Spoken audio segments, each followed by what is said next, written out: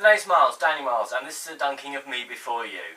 Okay guys, because it's impossible for me to talk about this film without spoiling it, I'm going to put my score here now. I regard it as, if nothing else, every woman I've spoken to says it's a see it film.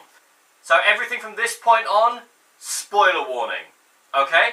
So let's break it down guys. If you take out the fact that the main guy is in a wheelchair, this is a completely generic rom-com. She's a quirky girl, he's a rich guy, separate worlds, blah blah blah blah blah.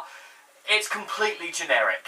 Except for the fact that the main guy is in a wheelchair and euthanasia plays a heavy part in basically the film.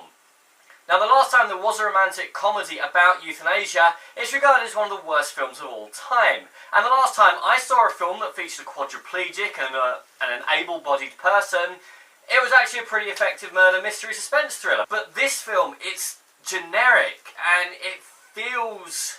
You can tell I'm having trouble getting my words out. Because I didn't like it. Okay? I didn't like it. Yes, I've said it's an if nothing else film, and yeah, if it's on again, I probably wouldn't throw my toys out of the pram. But there's just something about the film.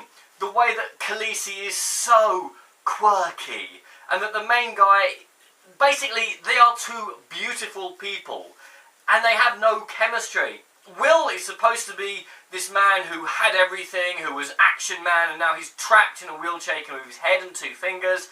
And yet the actor who played him, he's too composed. You needed somebody who looked broken, who looked defeated, who looked angry. And yeah, this guy, he's a beautiful man, but he just didn't give me any sense of, well, anything, really. There are so many moments in this film where I thought, oh, finally, we're going to get some conflict happening. Something is going to happen. But no.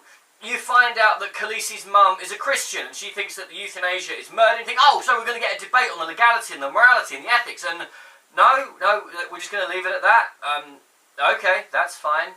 We find out that Will's protege is responsible for Khaleesi's dad getting laid off, so you think, oh, brilliant, there we go. There was a romance between the man who's trained the man who got him fired and his daughter, so there'll be some fireworks, there'll be... No, you're literally going to leave that at a 15-second exchange.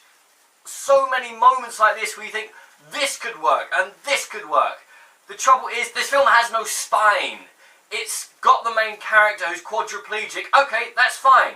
So, do something with that. This film has proved massively controversial here in the UK.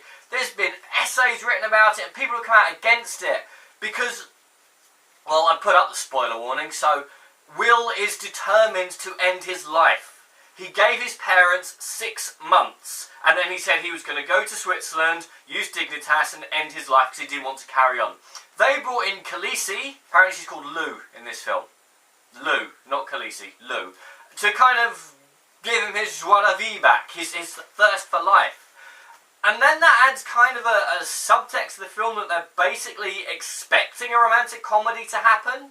I mean, for the first half of the film, yeah, I was laughing, I was chuckling, there was a lot of funny moments in this film. And then towards the end, it does start to get a bit more serious, as you start to think, well, she's changing his mind, isn't she? But they just don't have the chemistry needed. And to be honest, Khaleesi, what have you done to the wardrobe department on this film? Every time she turned up, she spent half the film wearing a dead Yeti. I swear to God, and she's supposed to be quirky, and she's supposed to be like this helper, but she turns up, day one dressed in a 1980s power suit, day two, well, looking like this. I didn't believe it. I didn't believe in this film. And I feel that if it had toned down the sort of sappy, always sunny, and had the courage of its convictions to go and say, yeah, this is what his life is like, to explore and explain a little bit more. As it is, it's scared of its own central narrative. It's scared of pointing out the unpleasantness. There are a few scenes when Will is in hospital and he gets sick, but there's no debate around the morality of the euthanasia debate. The film is scared to have the debate that it is provoking. I'm not going to lie though, even if this was just a perfectly standard rom-com, I still wouldn't like it because I'm not a big fan of romantic comedies. I don't find them particularly engaging or appealing.